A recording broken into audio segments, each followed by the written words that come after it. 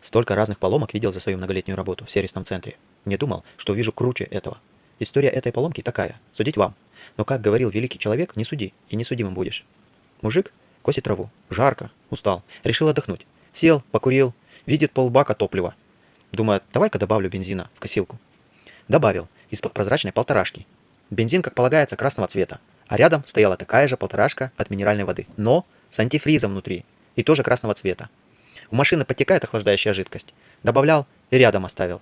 Ну и в общем косилку запускает, косит какое-то время, работает, но мотор тарахтит, неровно работает. Что-то не то.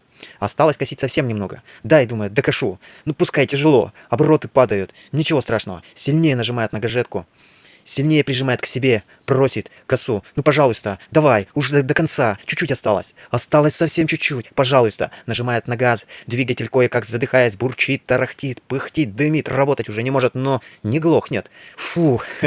Ну вот, хорошо. Докосил. Работу выполнил. Слава богу. На следующий день коса не заводится. Отнес в сервисный центр. Поршень и карбюратор в темно-сером налете. Карбюратор в сером налете. Полностью весь загрязнен. Тук-тук, уважаемый капремонт.